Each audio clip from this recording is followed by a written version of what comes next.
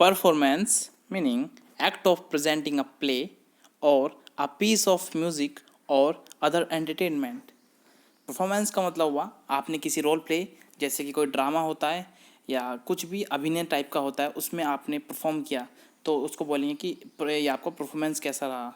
ठीक है, आपने अच्छा प्ले किया, अच्छा रोल प्ले किया तो आपका परफॉर्मेंस अच्छा है। इसके अलावा आप कहीं पे काम करते हैं या किसी कक्षा में पढ़ते हैं तो उसका ईयरली जो एनालिसिस होता है कि इस पर्टिकुलर कैंडिडेट का, पर्टिकुलर स्टूडेंट का ईयरली जो उसने काम किया उसको परफॉर्मेंस क्या रहा, मतलब जो उसने काम किया, अच्छा से काम किया है कंपनी में, तो उसको बोलेंगे इसका परफॉर्मेंस कैसा रहा।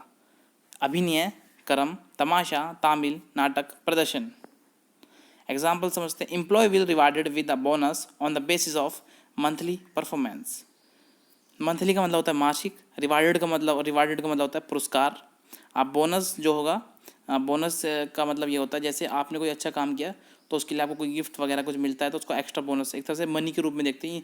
मनी के रूप में आपको कोई एक्स्ट्रा मिलता है गिफ्ट तो उसे बोलेंगे बोनस। कर्मचारी को मासिक प्रदर्शन के आधार पर बोनस का पुरस्कार दिया जाएगा।